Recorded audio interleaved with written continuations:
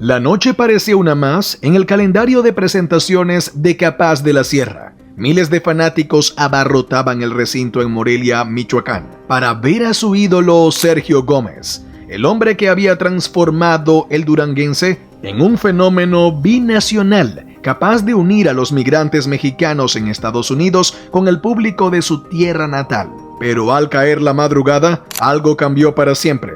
Nadie imaginaba que aquel concierto sería el último.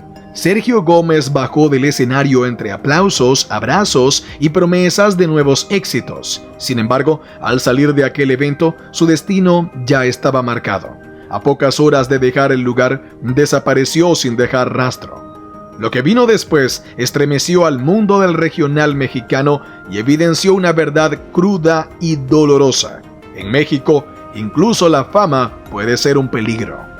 Las primeras horas de su desaparición fueron confusas. Su equipo de trabajo y sus compañeros de grupo intentaban contactarlo, pensando que tal vez había ido a descansar o se había desviado con conocidos. Pero el tiempo comenzó a correr y el silencio se volvió insoportable. Al amanecer, la noticia era clara. Sergio Gómez no había regresado y nadie sabía dónde estaba. Los medios locales apenas se atrevían a mencionar lo ocurrido.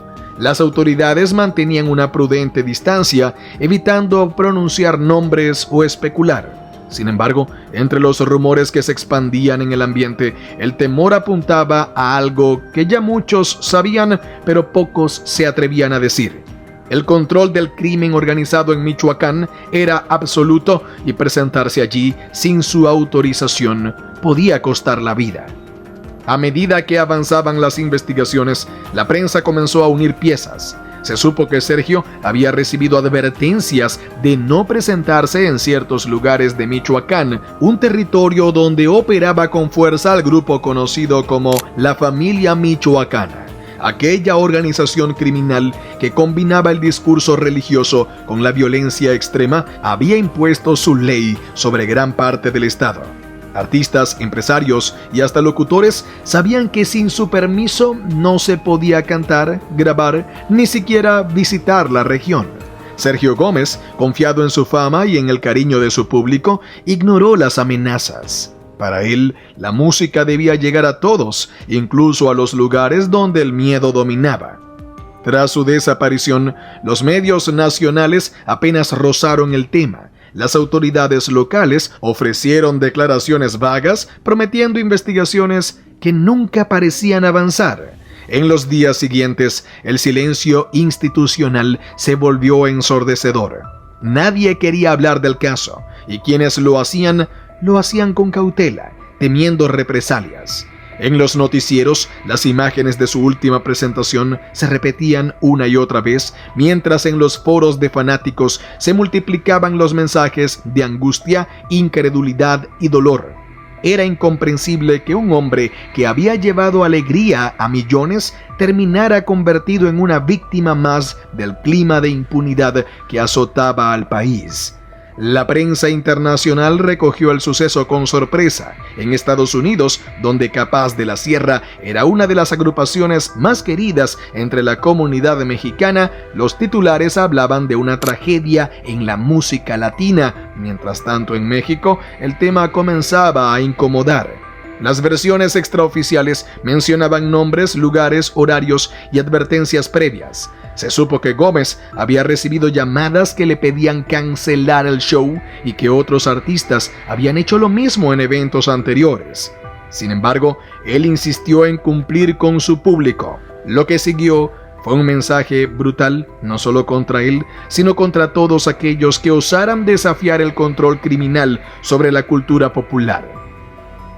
Lo más inquietante de todo fue la reacción de las autoridades. En lugar de esclarecer los hechos, el caso se diluyó entre promesas vacías, versiones contradictorias y un silencio cómplice. Ningún responsable fue detenido y las investigaciones se estancaron con rapidez alarmante. En los meses posteriores se llegó a afirmar que los mismos agentes encargados de investigar mantenían vínculos con el crimen organizado. La falta de justicia se volvió una herida abierta para sus fanáticos, su familia y el mundo musical. Sergio Gómez se convirtió en símbolo de cómo la violencia había alcanzado incluso los escenarios donde antes solo reinaba la alegría. Pero detrás del crimen había un hombre con una historia inspiradora, un sueño que empezó desde la nada. Paulo Sergio Gómez Sánchez nació el 2 de junio de 1973 en Ciudad Hidalgo, Michoacán. Desde niño mostró un talento natural para la música. Su voz profunda y emotiva destacaba en festivales y reuniones familiares. Sin embargo, la falta de oportunidades lo llevó, como a millones de mexicanos y latinos, a emigrar a Estados Unidos en busca de un futuro mejor. Se estableció en Chicago, donde trabajó en oficios humildes, pero nunca abandonó su pasión por cantar. En las noches, se reunía con amigos a tocar canciones rancheras y baladas, sin imaginar que aquel pasatiempo se convertiría en su destino. Fue en ese contexto donde, en 2003, fundó Capaz de la Sierra, junto a otros compatriotas migrantes. El grupo nació como un proyecto pequeño, con instrumentos prestados y ensayos en garajes. Sin embargo, algo en la voz de Sergio Gómez tenía magnetismo. Su interpretación combinaba tristeza y fuerza, dolor y esperanza. Cuando lanzaron su primer álbum, Arrasando con Fuego, el éxito fue inmediato. En cuestión de meses, Capaz se convirtió en un fenómeno. Sus canciones eran himnos entre los migrantes y en los pueblos del interior de México. Mi credo, volveré y Pero te vas a arrepentir se escuchaban en radios y fiestas. Su nombre comenzó a brillar con fuerza en los escenarios más grandes. Sergio Gómez se transformó en el rostro del duranguense, un género que mezclaba la energía del norteño con el ritmo contagioso del tamborazo. Su imagen, con trajes brillantes y letras que hablaban de amor, desamor y fe, conquistó a públicos de todas las edades. Bajo su liderazgo, Capaz de la Sierra ganó premios, discos de oro y platino y se presentó en ciudades de Estados Unidos, México y Centroamérica. La crítica reconocía su talento y su cercanía con la gente. Nunca perdió la sencillez y en cada entrevista repetía que su mayor tesoro era el cariño del público. Después de su partida, el impacto fue devastador. Miles de fanáticos se reunieron en vigilias llevando flores, velas y pancartas con mensajes de amor y despedida. En Chicago, donde había comenzado todo, los migrantes lloraron a uno de los suyos. En Michoacán, el dolor se mezcló con el miedo. Pocos se atrevían a hablar del tema, pero todos sabían que algo oscuro se escondía detrás de su muerte.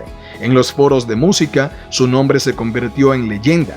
La gente recordaba su sonrisa, su humildad y su voz inconfundible.